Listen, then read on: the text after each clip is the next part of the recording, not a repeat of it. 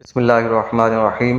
آج ہم آپ کو 3-4 دعائیں روزمرہ میں جو ہمیں پڑھنی چاہیے مگر ہمیں یاد نہیں ہوتی وہ سکھائیں گے۔ نمبر 1، کسی کام کا ارادہ کیا جائے تو کیا پڑھنا چاہیے؟ سب سے پہلے ہم آپ کو یہ بتائیں گے، اس کا تلفظ ہر بندے کو نہیں آتا، اس کو کس طرح ادا کرنا چاہیے۔ انشاءاللہ کوئی کچھ کہتا ہے، کوئی کچھ کہتا ہے۔ اس کا تلفظ اس طرح ہے، انشاء اللہ۔ اب انشاء اللہ، اللہ کے جو ہاء ہے اس کو وقف کی وجہ سے ساکن کیا جاتا ہے، پھر اس کو پڑھا جاتا ہے اللہ۔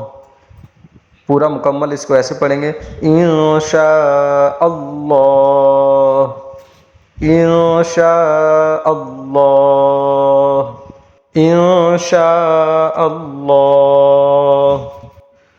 اب ہم آپ کو چھینک آئے تو کون سی دعا پڑھنی چاہیے؟ اس کے 3 سٹیپ ہوتے ہیں، 3 دعائیں ہوتی ہیں۔ نمبر 1 کہ چھینک اگر کسی کو آتی ہے تو وہ کیا پڑھے گا۔ نمبر 2 کہ چھینک اگر کوئی سنے گا کسی کی تو وہ کیا پڑھے گا۔ اور نمبر 3 کہ اگر کوئی چھینکنے والا کسی کا رپلائی سن لے تو پھر چھینکنے والا اس کے جواب میں کیا کہے گا۔ اب سب سے پہلے ہم یاد کریں گے کہ جب کسی کو چھینک آئے گی تو وہ کیا پڑھے گا، تو وہ یہ پڑھے گا الحمدللہ۔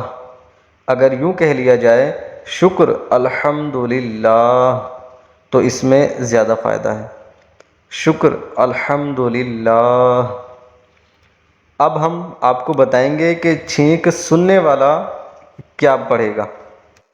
چھینک سننے والا یعنی کہ چھینک کا جواب میں یہ کہے گا یرحمک اللہ۔ یہ اس میں جلالت کی جو ہاء ہے یہ وقف کی وجہ سے ساکن ہو جائے گی، تو اس کو پڑھا جائے گا یرحمک اللہ، یرحمک اللہ، یرحمک اللہ۔ اب ہم آپ کو بتائیں گے کہ چھینکنے والا جب کسی کا جواب سن لے گا تو پھر وہ اس کے بدلے اس کو کیا جواب میں کہے گا۔ آئیے وہ سیکھتے ہیں۔